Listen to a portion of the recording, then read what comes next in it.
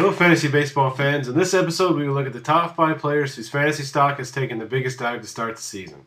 There are some big names on this list, so let's jump right in. Number 5, Bryce Harper. Advice: buy. The Nationals prize hitter has gotten off to a very rough start in 2014. Harper's average draft position in fantasy drafts has been based upon his projected ceiling and not his actual stats. For this reason, some fantasy owners that invested in Harper may start to get a little antsy with their early round investment. Harper's ceiling is real, and he could finally reach it in his third season. For that reason alone, Harper is a player that fantasy owners should try to acquire for a discount price. Number 4, Steven Strasburg. Advice: buy. Strasburg is another player that seems to always keep fantasy owners wanting more.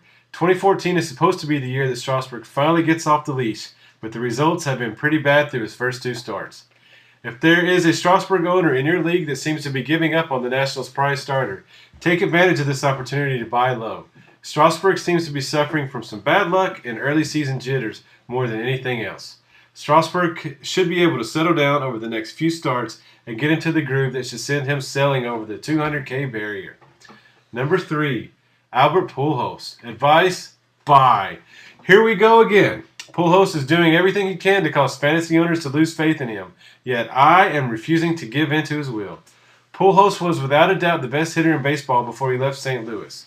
Pujols is too good to go out like this, and fantasy owners that are concerned about his age should take a look at Big Papi.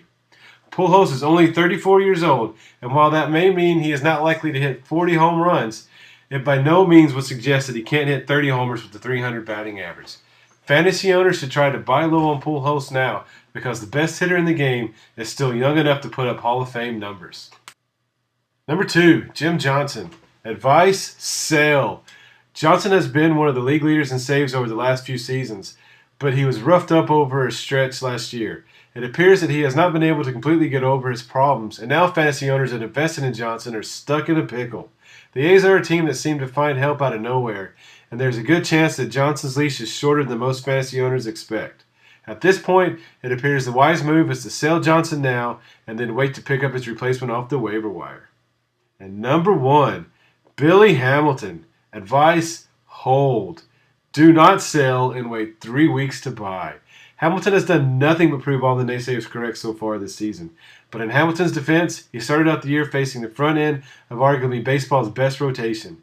Adam Wainwright and Michael Wacha made Hamilton look totally overwhelmed, and that had to affect Hamilton's confidence.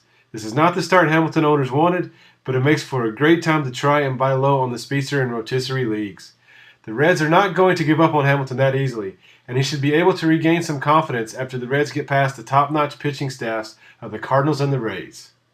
Well, that ends the top 5 list. If you're curious as to what other players round out the top 10 in the bear market after opening weekend, please check out thesupercommish.com. All right, guys, thanks for watching.